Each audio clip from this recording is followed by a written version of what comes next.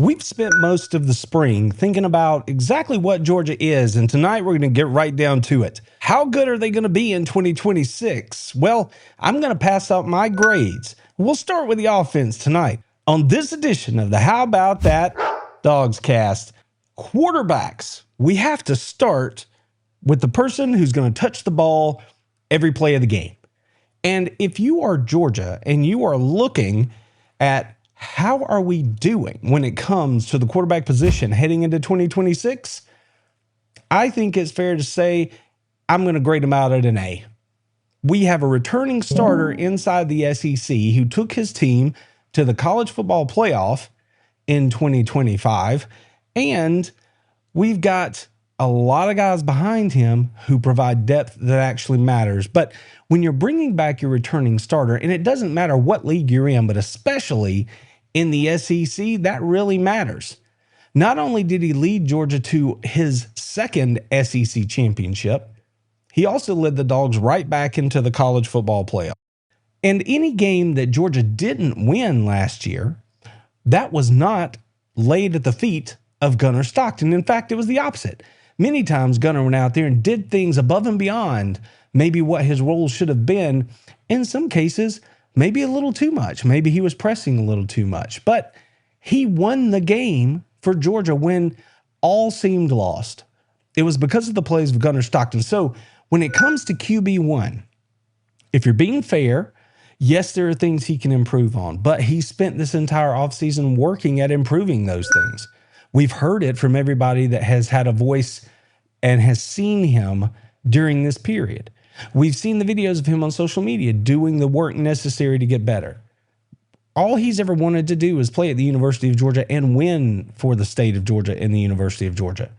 And heading into year two, Gunnar Stockton is poised to do what every football player would do, which is get better with more experience, more playing time. The game at the SEC level, Division I level of college football, is very fast.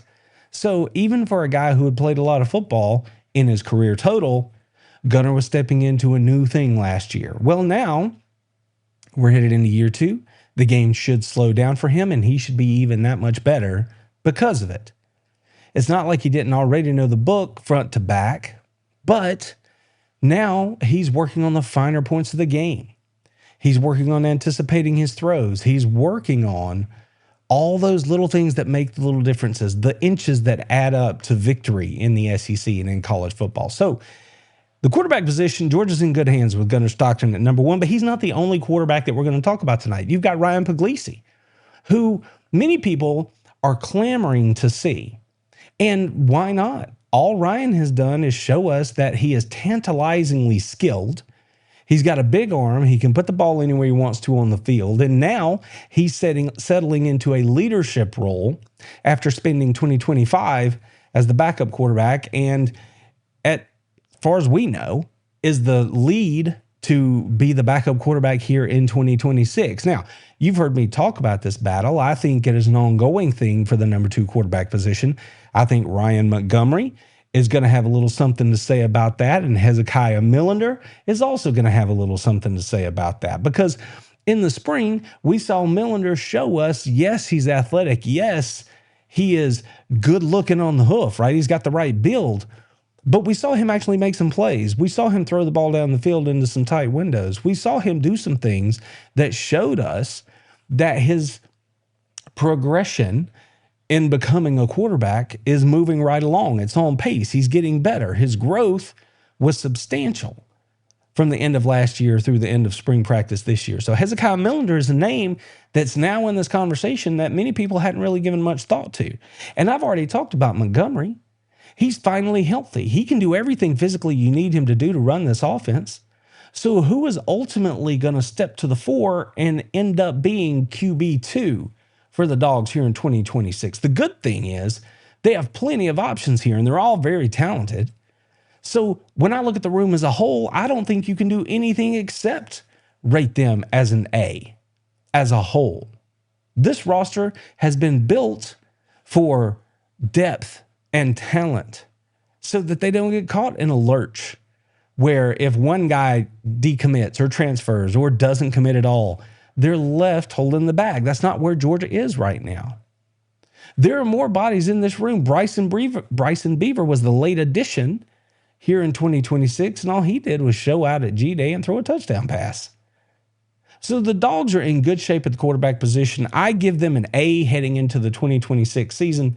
And if they are going to improve to an A-plus level, it's going to be because Gunner elevates this team as a whole and they go deeper into the college football playoff. That's really the only thing I think that would make it better. I think Georgia's in good hands when it comes to the quarterback position as we move into the new year. So who's next? Well, we're definitely going to look at the running backs next, because if there was one position, and actually there are a couple of Dog fans that we're not worried about, it's running back, because everything in that room screams Georgia. I chalk them up as an A grade as well. You have Nate Frazier, who's the Dogs' leading returning rusher, coming back. Almost at 1,000 yards last year. He's chomping at the bit to get to 1,000 this year to become the first back to do it since DeAndre Swift. 6 touchdowns last year, 40 forced missed tackles. And yet he's out there driven by this urge that he knows that's not good enough. I talked about this the other night. But it's not just Nate. Nate is the lead cow, right? He's the bell cow. He's the lead dog. But it's not just Nate. As explosive as he can be, as trusted as he is by Dog Nation, as much as the coaching staff want him to be the guy, they're going to have to share the rock. And that's by design. The other guy that's in the room that we have to pay attention to this year, who has forced his way into the conversation based off of what we saw at G-Day, is Dwight Phillips.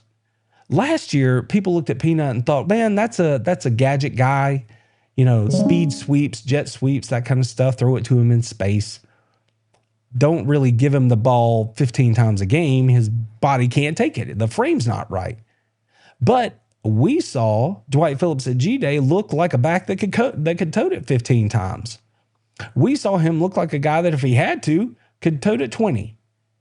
He was slashing out there on the field, hitting it up in there, punching it in from 1 yard out at the goal line, getting tough yards. He's still not the same size back as Frazier or some of the others we're going to talk about, but his want to is every bit what it should be. So Dwight Phillips adds real depth and versatility to this room. If I was going to give the quarterbacks an A, it would be because they have a returning starter. It's because they have depth. If I'm going to give the running backs an A, it's because, they have a returning starters, because Georgia platoons these backs. They have depth, they have experience, and they have versatility. And they've added explosiveness to the room. We know that Chauncey Bowens is going to hammer the rock the same way Nate Frazier does. He's going to hit it up in there hard. He has the ability to be explosive. We saw it against Florida. We saw it against Alabama. The only thing that slowed Chauncey down last year was he got a little dinged up. But Chauncey Bowens is absolutely going to be a part of this Georgia running game here in 2026. And we're still not done listing off names. The next guy that we have to talk about is Dante Dowdell. People are like, what are we getting from this guy from Kentucky? The coaches knew what they were getting. They were getting a guy that was going to be every bit what Josh McCray was in terms of a physical runner. But what we saw at G-Day is that Dowdell has something that McCray didn't have. He has that explosive capability. And we saw it on multiple plays at G-Day. So yes, Georgia is deep and experienced. Yes, they are veteran. They are versatile. And they're explosive. And the more we talk about this team, you start to see, man, how it all fits together. How one thing helps another thing, right? How we're shaking hands and how everything helps the other part of the team work better together. We can't go any further if we're talking about helping one another out without jumping right into the tight end room. These tight ends at the University of Georgia, all recruited by the GOAT, Todd Hartley, when it comes to tight end coaches in America. They are something to behold. especially when you see them on the field in real time, live and in person. So, of course, my grade for this tight end room, based on past and expected production, is an A+. Because Georgia has changed the game with the way they're going to use these tight ends here in 2026. Todd Hartley knows they have to get the ball into these playmakers' hands. He understands that just putting 13 personnel on the field changes the way teams have to play Georgia. Because every one of these guys we're going to talk about tonight is a mismatch waiting to happen. They are fantastic athletes and playmakers. And every one of them wants the struggle. They want the fight, the push. They want to earn their playing time. And they understand that working together, they can be unstoppable in the run game as blockers or in the pass game as receivers. So let's start with the guy who is the returning starter, Lawson Lucky. Everybody knows Lucky. He's a weapon. He just needs more opportunities. He's had to wait his time behind Oscar Delp. I think he was on campus when Brock Bowers was still there. He has taken his turn when he had it. He grew up and worked when nobody was watching. And he embodies everything that it means to be not only a tight end at Georgia, but a Georgia Bulldog, period. Watch Lawson Lucky when the ball is not coming his way. Watch him when he doesn't have it in his hands. He is blocking his ass off. He is working for his teammates. And he is celebrating their successes as much as his own. So when he has a day like he had against Ole Miss, where he scored 3 touchdowns, the hat trick, man, you're happy for that guy. And rest assured, he's going to have his opportunities here in 2026. Lawson Lucky is going to lead that room. And I'm expecting a big year from this young man. And man, does he have some help. Ethan Barbour. Now, there are many more we're going to talk about, but I hear people tell me that I don't talk about Ethan Barbour enough. So tonight, we're going to rectify that. Ethan Barbour is this photo that I'm showing, if you're watching here on YouTube, this photo is showing him looking rather sleek. But trust me, friends, when you see Ethan up close, he is very well put together. He is a hoss. Now, he's got the kind of build that allows him to be an absolute force in the run game. You can put his hand in the dirt. You can put him at the wing. You can even put him in the slot. But when the time comes for him to block, Ethan Barbour is taking it seriously. Like somebody owes his mama some money or something. And he is looking to arrive with a bad attitude. And just because he's physical like that, don't mean he can't catch the ball. We saw that at G-Day. Just get it to him in space, because then he gets to become an athlete, and he is. So yeah, and Ethan, you've got a nice blend here of a guy who is nasty, but also skilled. And it's going to be a whole lot of fun to watch him have a full season between the hedges to see exactly what he can do. There is the very real possibility that if Georgia goes 12, 13 personnel, 14 personnel, you pair them with this offensive line that we're going to get into here in a minute, and they might be able to just pulverize defenses, especially if the rest of the offense is working the way it's supposed to. Bobo's calling good plays. They're keeping them off balance. You don't know what Gunner's going to do. You've got that defense on their heels, and then you unleash these guys at them in the run game. That does not seem fair. But as a Georgia fan, I'll take it every day, because Jaden Riddell is yet another body in that room. All he did was own G-Day. He exploded onto the scene. In the backgrounds, we had heard, hey, Riddell's different this year. He's looking different, man. He's having a great spring. Then he showed up at G-Day and was like, hey, here I am. Big sweep, running around the end on a jet sweep from a tight end. I remember another tight end that did that in Athens. You want to throw it to him on an RPO game? All he does is body up the nickel, eat space in the end zone, put it on his numbers, touchdown. Jaden Riddell has been working while he was waiting, because he's another one of those guys who just committed to that room and said, no, I'm about the work and I want to be here. And I believe in what Todd Hartley's doing. I believe in how Georgia's doing it. And now it's his turn. And he is in store for a big year as well. We're not done. Elias Williams. This is the alien in the room. This is the guy that everybody looks at and they're like, whoa. I mean, I knew he was tall, but I didn't know he was like that. Last year when he got his opportunity, sometimes the ball came his way when it wasn't even supposed to. And he caught it and made hay with it. And then, remember what I was saying about the run game? I don't want to sound boring, but you could just go ditto for all these dudes. Whether he's at the wing, whether his hand is in the dirt, you don't hang out at 6'7", 6'8", 230, 240 and not be physical. It's almost impossible to not be physical.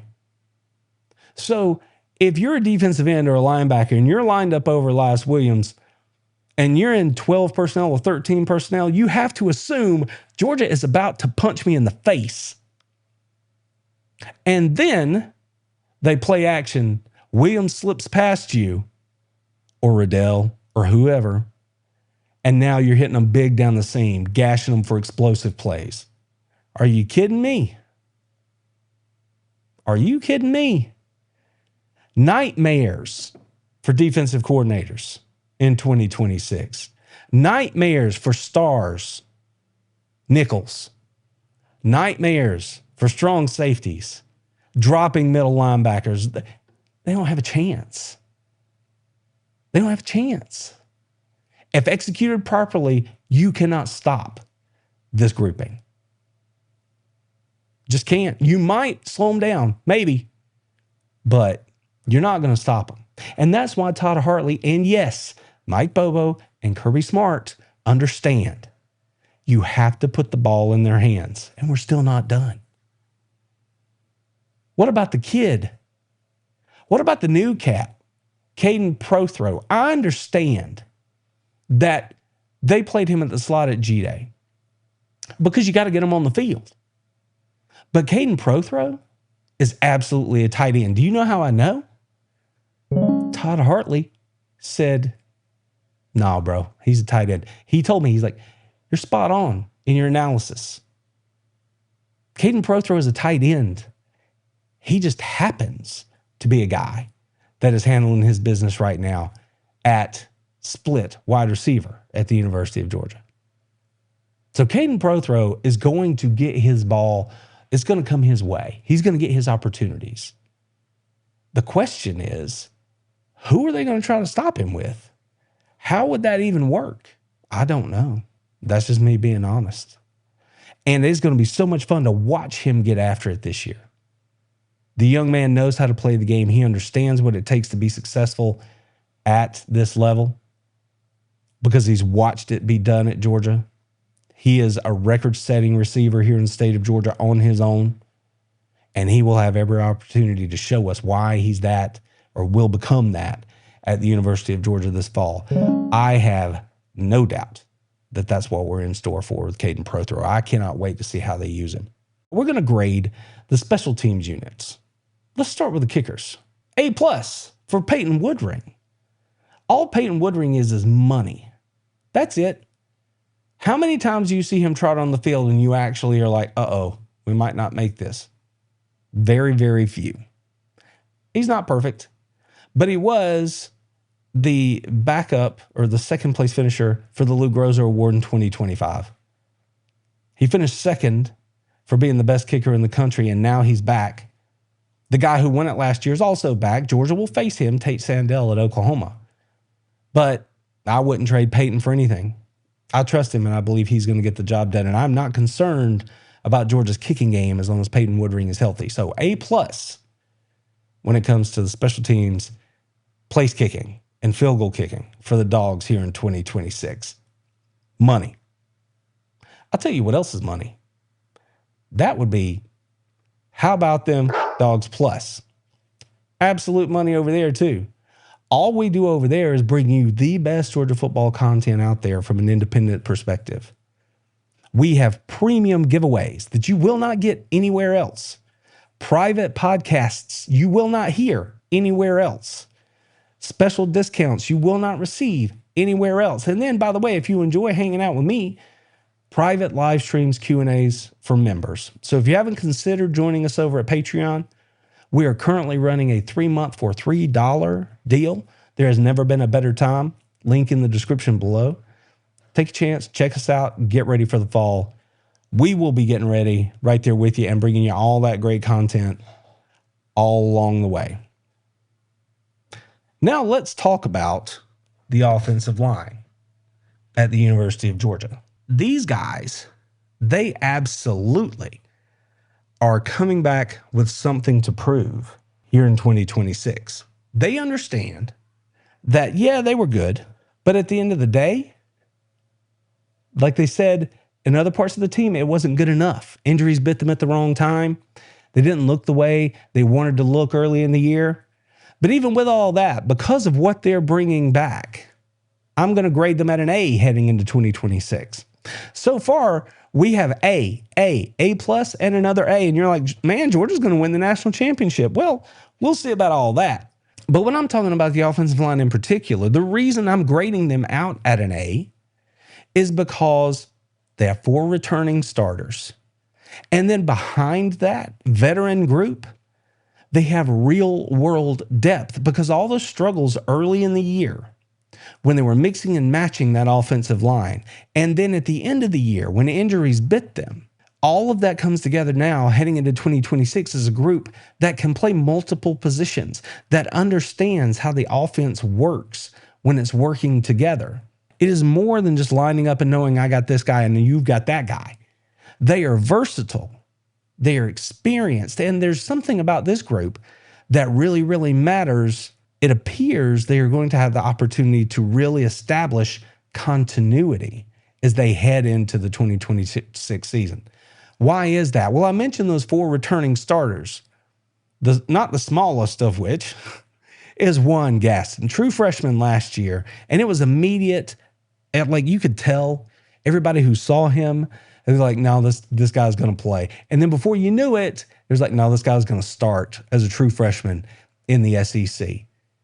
And it mattered. When Gaston's on the field, that's a different looking offense. Because not only do you have the veteran in Drew Bobo there in the middle calling the shots, right, and making it happen and helping these young guys figure it out. And by the way, we really missed Bobo when he got hurt at the end of the year. You've got now quality depth behind him in Cortez Smith or Malachi Tolliver. And Bobo's back and healthy, so now you've got Bobo in the middle. You've got Gaston over there, one of the tackles, or guard, because of the versatility we were talking about a moment ago. And Georgia during spring, they were rolling in like 15, 18 different offensive linemen for real reps.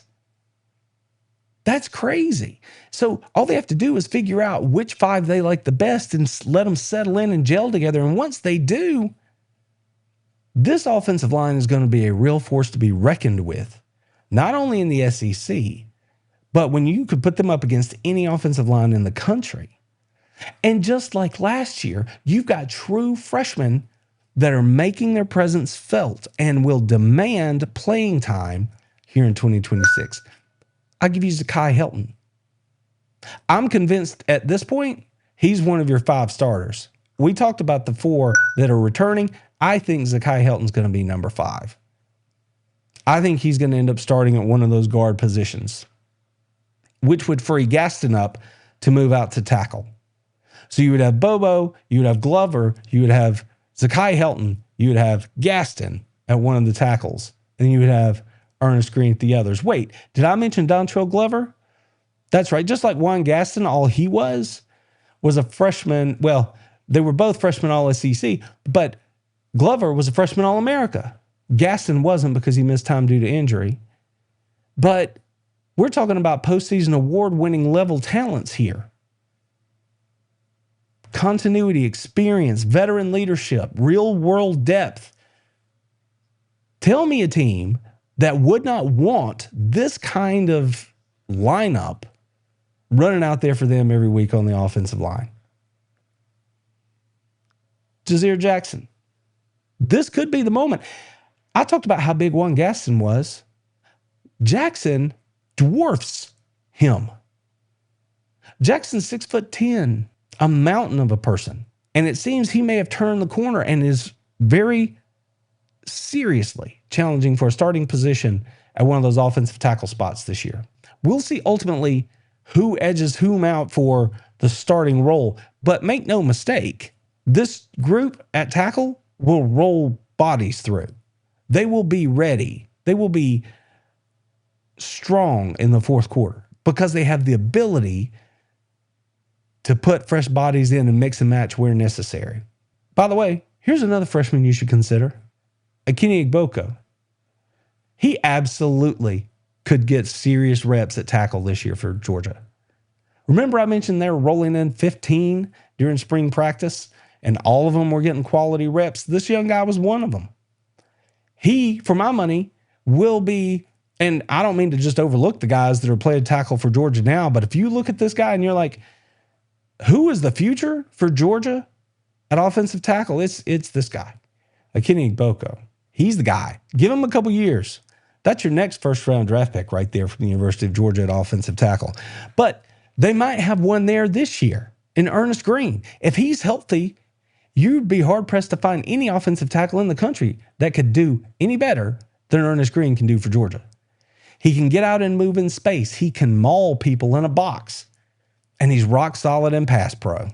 So right to left, front to back, center to edge, this Georgia offensive line is serious, and they are ready to do some work here for the Dogs here in 2026. So absolutely, I grade the Georgia offensive line with an A rating heading into 2026. Now, you might say, how does all this happen, Randy? You should just give Georgia the College Football Playoff National Championship trophy right now. From what you're telling me, Randy, this offense is unstoppable. It might be. But this brings us to the part that everybody wants to know about. Where's the question, Randy? It's at the wide receiver position. It has to be. You guys have heard me talk about all the guys that are in the room. You've heard me talk about what I expect to happen here. But heading into the year, I have to keep it real with you. I give this room a grade of C+ to begin the season. Why? Well, on an A to F grading scale, C would be considered average. Because of what I know about what's in that room, I think this group is already should be considered a little bit better than average. So I'll put them at C+. Now, I don't expect this wide receiver room to stay as a C+ rated group.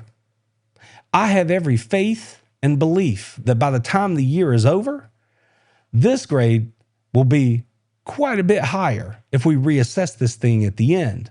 But going into the year, to be fair, because we haven't seen it on the field between the hedges against a real opponent other than themselves, I'm going to put them at a C+. Now, let's look at who's in the room. Why would I say that? I do believe there's a lot of talent here. I do believe Georgia has what it takes to make this happen. But they still have to go do it. They have to prove it to me, you, and everybody else. And the name that is clearly the leading receiver coming back is London Humphreys. You remember him. All he did was make that like essentially immortal catch that's going to live forever in the history of the Georgia-Tennessee rivalry. 4th down touchdown in the fourth quarter that wound up forcing overtime, and then the Dogs going to get the win. He had another big catch against Texas. He had other nice catches over the course of the year, but he was never asked to be the guy. And he may not be asked to be the guy here in 2026 either, but he is going to be a guy that Gunnar trusts and the guy that he looks for. And he will have plenty of opportunities to make plays. So in a room where we don't know a whole lot, we know that London Humphreys is capable, dependable, quite athletic, and really just waiting for his opportunity. But who else is in there with him? Well, you cannot have this discussion about 2026 without talking about Talon Taylor at this point. 5-star recruit, whom Javon Wims is on record as saying he's the best true freshman wide receiver I've ever seen. You may have missed that, but Wims said it recently. This is a man who's been in the NFL. This is a man who was successful at Georgia. And he is saying Talon Taylor as a true freshman is the best freshman wide receiver I have ever seen. Circumstances kept him off the field last year. That's why he didn't have a bigger impact for the Dogs. But this year, it's go time. So if Taylor stays healthy, we're going to see everything we want to know about why this young man is being talked about the way he's being talked about. What was it Dylan Bell said? A real deal 5-star. We're going to find out, and Talon needs to show up for Georgia that way, because if he does, you put him alongside London Humphreys, and now this room starts to elevate. The teams have to play you differently when they know that there's something to your offense other than pounding the rock and throwing it to your tight ends. When they know there are threats out there on the wing, it changes everything else they want to do. And Talon Taylor, if he's everything that they say he's supposed to be, is not only going to catch the ball when it comes his way when he's wide open, he's going to make catches and plays that he's not supposed to make, because that's what premier players do. They elevate. And that's what Talon Taylor is going to have to do for Georgia this year, if that grade's going to improve. I think it will. I think he will. But he's not alone. C.J. Wiley is another guy who has been on the field for Georgia, but the ball hasn't really come his way yet, and he is going to have opportunities this year as well. Explosive plays waiting to happen with Wiley. A guy who can stretch the field vertically, needs to become more consistent on making the every down plays, but has every possibility to be a key component in the wide receiver room for Georgia this year, along with true freshman Craig Dandridge. It's what Kirby has shifted to. He's always felt this way. But now, the way you're seeing it show up in this new age of NIL and transfer portal, if you are good enough, you are old enough. It doesn't matter if you're a freshman anymore. You are going to play. And Craig Dandridge, being an early enrollee, showed us at G-Day, yeah, he can play. The ball came his way several times. And he made several plays. You're not going to keep a guy like that off the field at a position where you know Georgia needs help in explosive plays. He is going to be given every opportunity to contribute for Georgia this year. And it's a name we have to watch. And I'm not even going to let you forget about the guy that I've been talking about for a couple of years that I think is about to really, really go. And that's Secovy White-Helton. Secovy's another guy that you've seen him play. And when he's had his opportunities, he has made plays for Georgia. But again, circumstances have been such that he hasn't had that many opportunities. But again, at the NFL Combine, you've got guys talking about Secovy White is like that. He has been like that. In 26, I think we're all going to see that. I think he's ready. I think if he goes out and has the kind of year that he believes he's capable of having, we might only get to see him for one season at Georgia. That could be the kind of year he's in store for.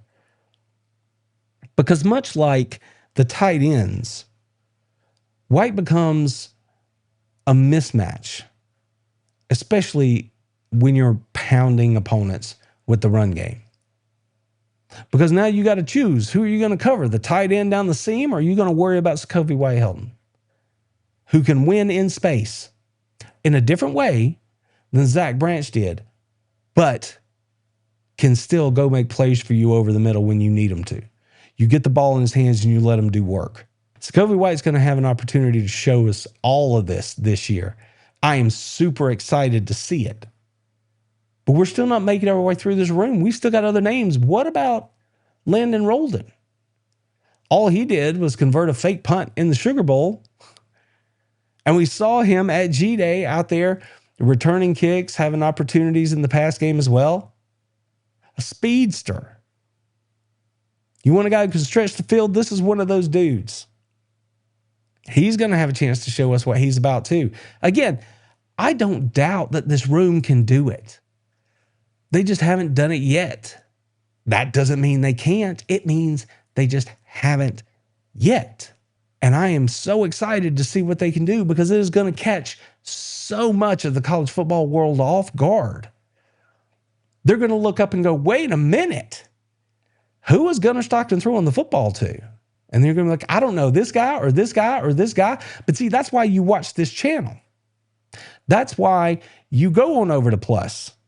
Because we talk about all this and you know who these dudes are and you understand that it's just circumstantial that they haven't had their opportunity. So we can all have that giddy feeling, that like Christmas Eve kind of feeling about us as we get into the season, because we don't know exactly who's going to take what role or how they're going to be used, but we know that there's a lot of good things that are about to happen. And the more confidence these guys get, the better they are going to be. If we're talking about this room, again, given the lack of proof, I have to put them at a C+, but I believe they have to show us, and I think they will. There's big time potential here. I think they're absolutely going to improve this grade by the time the year is over. And I'm not even going to get through all these wide receiver options in this show tonight, but here's another one. How about Thomas Blackshear? A name that people just keep mentioning. This guy's making plays in practice. This guy's winning one-on-ones. This guy is really good when the ball is in the air. A 4-star recruit coming out of high school. Also injured last year. Didn't get to see a lot of him. He's going to have his chance here in 26 as well. So the wide receiver group, I rate them at a C+. But when you look at the offensive grades for this team under Kirby Smart heading into 2026, quarterback, A. Running back, A. Tight end, A+. Offensive line, A. Kicking game, A+. Wide receiver, C+. But I think that's going to be changing. I think that ranking is going to be shifting by the time we get down to the end of the year. And Kirby Smart understands that when you play complementary football the way he wants to, he has more than enough firepower on the offensive side of the ball this year to make Georgia absolutely deadly. And because of the way they are put together, with the backs that they have, with the tight ends and the offensive line that they have, Georgia can play the way they want to play, which is to control the line of scrimmage, run the ball when they want to, and keep you off balance so that now when they have opportunities to throw the football, they truly are deadly. They can hit those explosives, and they have to hit them. Gunnar has to pull the trigger. They have to take those shots, and when they come, you have to hit them. And if they do, this Georgia Bulldogs team is going to roll right down through the fall, and it's going to look real, real familiar to those of us Georgia Bulldogs that have been here for a couple of years watching this team under Kirby Smart. Top to bottom, front to back, inside to outside. The offense, they all have their grades now. For the most part, this is a blue chip offense. I don't mean the rating of the rosters, the rating of the players on the roster. I just mean at every level, Georgia has playmakers, and it's justified. The only question mark is that wide receiver room. And by the time this thing's over, I think we're going to look at it entirely differently. And I know that the rest of college football will. I have every faith that that's the case. We'll be back. This is part 1 of a part 2 series. We'll do the defense next week. But for now, we can head into this week feeling pretty good about what this team's going to be in this upcoming season under Kirby Smart. Go Dogs! Told him, how about them fucking dogs? That's what I told him.